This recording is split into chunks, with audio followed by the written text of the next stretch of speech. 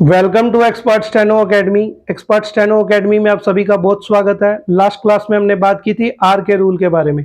आज इस क्लास में हम एक नए कंसेप्ट के बारे में बात करेंगे जो है प्रीफिक्स का। प्रीफिक्स यानी जो स्ट्रोक से पहले फिक्स हो।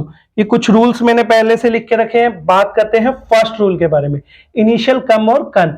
इनिशियल साउंड ऑफ कम और con is expressed by a light dot written at the beginning of the following stroke. मैंने एग्जांपल्स बहुत सारे लिए ताकि आपको ये रूल क्लियर हो जाए। इस रूल का मतलब है कि स्ट्रोक के अगर इनिशियल में यानी स्टार्टिंग में कम और कन की साउंड आएगी तो हम उसे एक लाइट डॉट से रिप्रेजेंट करेंगे स्ट्रोक की बिगनिंग में लगा के। मैं रिपीट कर रहा हूं, इस रूल का मतलब है कि अगर स्ट्रोक के बिगनिंग में यानी इनिशियल में कम या कन की साउंड आएगी तो हम उसे एक लाइट डॉट से रिप्रेजेंट करेंगे स्ट्रोक की बिगनिंग में लगा के। एग्जांपल्स के थ्रू समझते हैं। फर्स्ट एग्जांपल मैंने लिया है कंबाइन का। कंबाइन में स्ट्रोक के इनिशियल में ये जो लाइट डॉट लगी हुई है ये कम को रिप्रेजेंट कर रही है और साथ मैंने बाइन लिखा है। बी है, इधर आई वाला लगाया और एन वाला हुक लगाया है। अगर इसमें एक कम वाली डॉट ना लगी होती तो ये बाइन पड़ा जाता, खाली कम वाली डॉट लगने के कारण ये कंबाइन पड़ा जा रहा है। इनिशियल में ये जो लाइट डॉट है ये कम को रिप्रेजेंट करती है। अब हम बात करते हैं नेक्स्ट एग्जांपल के बारे में। नेक्स्ट एग्जांपल मैंने लिया है कमेंट्स का। कमेंट्स में जो ये इनिशियल में लाइट डॉट लगी हुई है ये कम को रिप्रेजेंट करिए, साथ मैंने एंस लिखा है, वोवल है, एन है, एस वाला सर्कल है। अगर इसमें ये डॉट ना लगी होती तो ये एंस पढ़ा जाता। इनिशियल में ये जो लाइट डॉट लगती है ये कम को डिनोट करती है। फिर मैंने कांग्रेचुलेट का एग्जांपल लिया है। कांग्रेचुलेट में जो इनिशियल में ये लाइट डॉट लगी हुई है ये कन को रिप्रेजेंट करिए, साथ मैंने ग्रेचुलेट लिखा है। ये है आर वाला हुक है, इधर वोवल है, एल को हाफ किया हुआ टी की साउंड आ रही है और इधर वोवल है। अगर इसमें कन वाली डॉट नहीं लगी होती तो ये खाली ग्रेचुलेट पढ़ा जाता। जो इनिशियल में ये लाइट डॉट लगी हुई है ये कन को रिप्रेजेंट करती है और ये स्ट्रोक पूरा बन गया कांग्रेचुलेट। फिर मैंने कनेक्शन का एग्जांपल लिया। कनेक्शन में भी ये जो इनिशियल में डॉट लगी हुई है लाइट वाली ये कन को रिप्रेजेंट कर रही है, साथ मैंने एक्शन लिखा। अगर इसमें ये डॉट ना लगी होती तो ये एक्शन पढ़ा जाता। इनिशियल में ये डॉट कन को रिप्रेजेंट करती है और ये कनेक्शन बन गया। नेक्स्ट एग्जांपल मैंने लिया है कन्वर्जन का। कन्वर्जन में भी जो इनिशियल में डॉट लगी हुई है कन की है, साथ मैंने वर्जन लिखा है, ये बन गया कन्वर्जन। अगर ये डॉट ना लगी होती तो ये वर्जन पढ़ा जाता। ये लाइट डॉट कन को रिप्रेजेंट करती है। आई होप आपको ये रूल क्लियर हो गया होगा। आगे बात करते हैं। In a few words full prefix can be written. इस लाइन का मतलब है कि कुछ वर्ड्स में हम पूरा प्रीफिक्स भी लिख सकते हैं बजाय ये डॉट वाला कंसेप्ट यूज करके। जैसे मैंने कमीशन का एग्जांपल लिया। कमीशन में हमने पूरा कमीशन लिखा है, डॉट वाला कंसेप्ट नहीं यूज किया। जैसे पूरा कमीशन लिखा है, के है, इधर वोवल है, एम है, इधर वोवल है, इधर हुक यूज किया। उसी तरह मैंने कैंसिल भी पूरा लिखा है। इन दोनों में हमने डॉट वाला कंसेप्ट नहीं यूज किया। कुछ वर्ड्स में हम फुल प्रीफिक्स भी लिख सकते हैं। अब हम बात करते हैं नेक्स्ट रूल के बारे में। मीडियल कम, कन और cog either in a word or phrase is indicated by disjoining the word immediately after come, can और कग। एग्जाम्पल मैंने बहुत सारे लिए ताकि आपको ये रूल क्लियर हो जाए। इस रूल का मतलब है कि अगर मीडियल में कम, कन और कग आ जाए कोई भी वर्ड में, फ्रेज में, तो हम उसे इंडिकेट करेंगे डिसज्वाइन करके। ये ध्यान रखिए, हम उसे इंडिकेट करेंगे डिसज्वाइन करके इमीडिएटली आफ्टर कम, कन और कग। एग्जाम्पल मैंने बहुत सारे लिए ताकि आपको मुश्किल ना हो। फर्स्ट एग्जांपल मैंने लिया है बिकमिंगली का। इसमें जो हमने बी के बाद इंगली को डिसज्वाइन किया हुआ है, ये बी है और साथ मैंने इंगली लिखा है। इसमें हमने दोनों को डिसज्वाइन किया हुआ है। जो डिसज्वाइन किया हुआ है ना वो कम को डिनोट कर रहा है। इसमें जो हमने बी और इंगली अलग लिखा है ना, अलग लिखने के कारण ये कम को डिनोट कर रहा है। यह है ना कि वर्ड और phrase is indicated by डिसज्वाइनिंग। Disjoint करके हम कम को रिप्रेजेंट करेंगे। नेक्स्ट एग्जांपल मैंने लिया है वेलकमिंग का। वेलकमिंग में जो हमने वेल और इंग को डिसज्वाइन किया हुआ है ना, उसमें ये कम को रिप्रेजेंट कर रहा है। ये बन गया वेलकमिंग। ये वेल लिखा हुआ है, इधर मैंने इंग लिखा हुआ है। जो डिसज्वाइन किया हुआ है ना वो कम को रिप्रेजेंट कर रहा है। नेक्स्ट एग्जांपल मैंने लिया है इनकॉम्पिटेंट का। इनकॉम्पिटेंट में हमने इनको और पीटेंट को डिसज्वाइन किया हुआ है। डिसज्वाइन करने के कारण ये कम को रिप्रेजेंट कर रहा है। ये डिसज्वाइन किया हुआ ना, अलग अलग लिखा हुआ है, ये कम को रिप्रेजेंट कर रहा है। नेक्स्ट मैंने एग्जांपल लिया है अनकंट्रोल्ड का। अनकंट्रोल्ड में भी हमने अन अलग लिखा है और ट्रोल्ड अलग लिखा है। जो ये डिसज्वाइन किया हुआ है ना, डिसज्वाइन करने के कारण ये कन पढ़ा जा रहा है। इधर अन लिखा हुआ है, डिसज्वाइन करने के कारण कन पढ़ा जा रहा है और साथ कंट्रोल्ड लिखा है। फिर मैंने रिकॉग्नाइज का एग्जांपल लिया। रिकॉग्नाइज में भी मैंने अपवर्ड वाला आर लिखा हुआ है, उसके बाद डिसजॉइन किया हुआ है। डिसजॉइन करने के कारण ये इसमें कग पड़ा जा रहा है। फिर मैंने नाइज लिखा हुआ है, एन है, आई वाला है और एस वाला सर्कल है। आगे बात करते हैं। नेक्स्ट मैंने लिया है आई एम कंपेल्ड का एग्जांपल। आई एम कंपेल्ड में मैंने आई एम लिखा है, उसके बाद मैंने डिसजॉइन किया हुआ है। डिसजॉइन करने के कारण ये कम पड़ा जा रहा है, साथ मैंने पेल्ड लिखा है। फिर मैंने ऑन द कमेटी का एग्जांपल लिया है, इसमें भी मैंने ऑन द लिखा है। फिर मैंने जो डिसजॉइन किया हुआ है ना वो कम को डिनोट करा है और साथ मैंने फिर ईटी लिखा है, ये बन गया कमेटी। फिर मैंने ऑफ द कमेटी का लिया है, ऑफ द लिखा है, डिसजॉइन किया हुआ है, कम पड़ा जा रहा है, फिर ईटी, ये बन गया कमेटी। फिर मैंने टू कमेंस का लिया, टू कमेंस में भी जो डिसजॉइन किया हुआ है ना मैंने, डिसजॉइन करने के कारण ये कम पड़ा जा रहा है, साथ मैंने एंस लिखा है, ये बन गया टू कमेंस।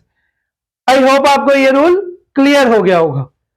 अब हम बात करते हैं नेक्स्ट रूल के बारे में। ए कम इज रिप्रेजेंटेड बाय के ज्वाइंट और डिसज्वाइंट। इस रूल का मतलब है अगर हमें ए कम को डिनोट करना है तो हम उसे रिप्रेजेंट करेंगे के से, ज्वाइन करके या डिसज्वाइन करके, जोड़ के या बिना जोड़े। एग्जांपल्स के थ्रू समझते हैं। जैसे मैंने एकोमोडेशन का एग्जांपल लिया है। एकोमोडेशन में हमने एकम को रिप्रेजेंट करना है तो हमने इसमें साथ के ज्वाइन करके एकम को रिप्रेजेंट किया और साथ डेशन लिखा है, ये बन गया एकोमोडेशन।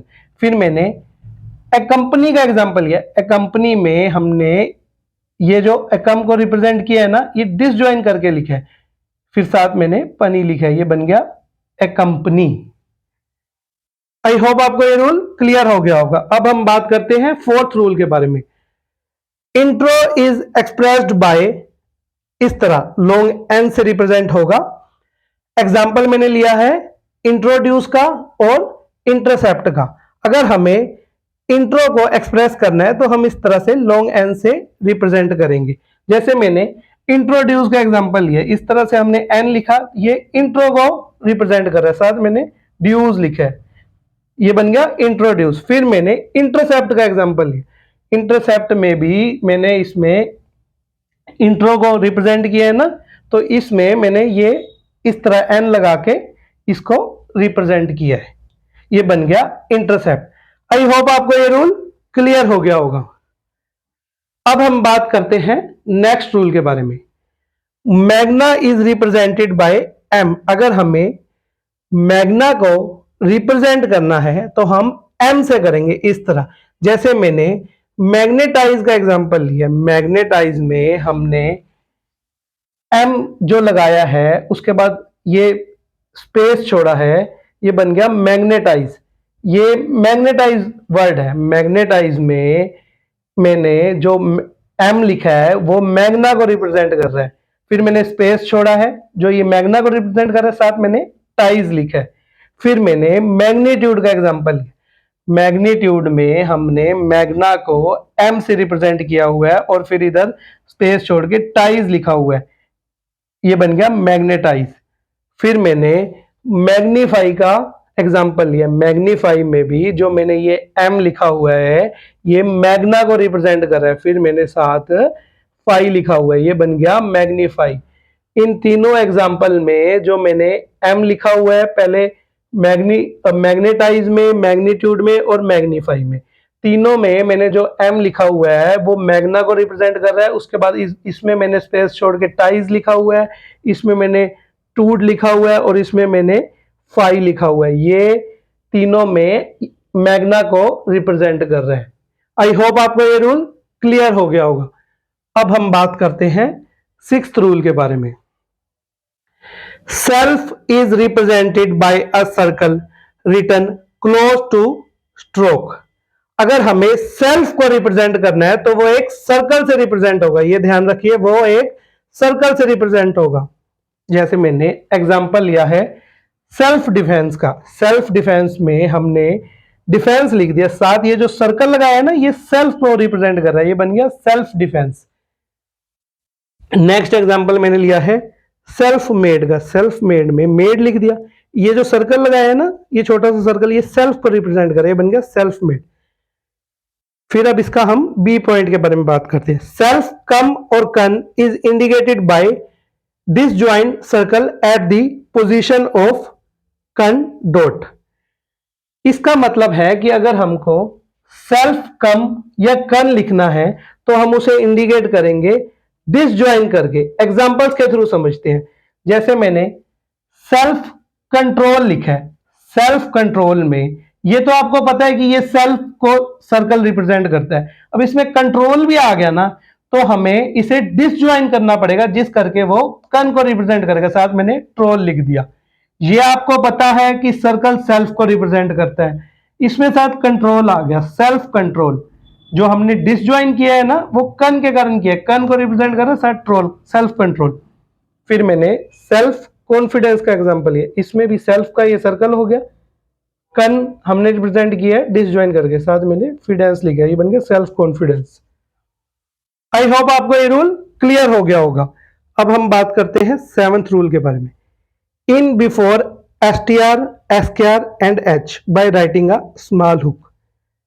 इस रूल का मतलब है कि अगर हमें str लिखना है, skr लिखना है, h लिखना है तो हम उसे स्मॉल हुक लिख के रिप्रेजेंट करेंगे।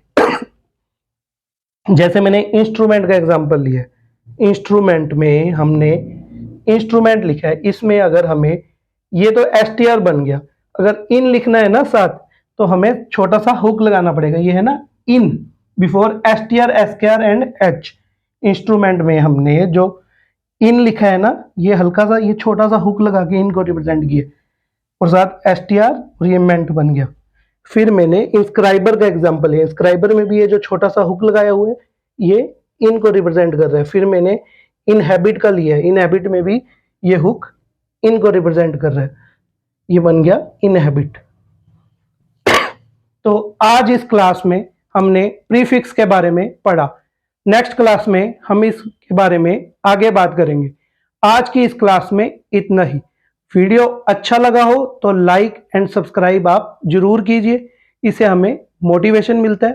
Thank you so much.